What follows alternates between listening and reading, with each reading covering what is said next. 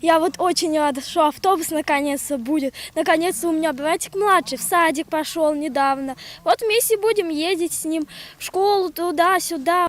7-нче сыйныф укучысы үз шатлыгын шулай белгертергә ашыкты. Шәһәр үзәгенә яки башка микрорайоннарга тәпиләп арган ключилылар быелдан ниһаять тукталышлы да автобус маршрутлы да булачаклар. Шәһәр башкарма комитеты заказы буенча павильон урнаштырылган. Хәзер автобус борыла алсын өчен юл кырыйлары киңәйтелә. Шул көннәр эшләп бетергәч, автобус маршрутын ачабыз. График буенча автобус йөрәячәк.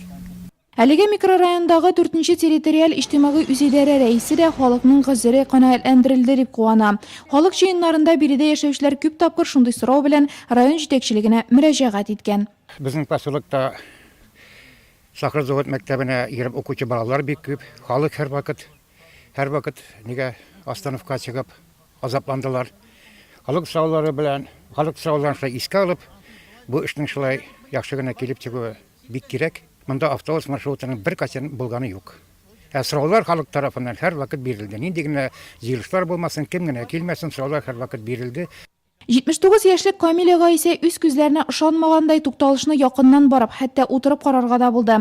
Шул гомер яшәп, безнең поселокта беренче тапкыр автобус тукталышын күрәм ди өлкән кеше.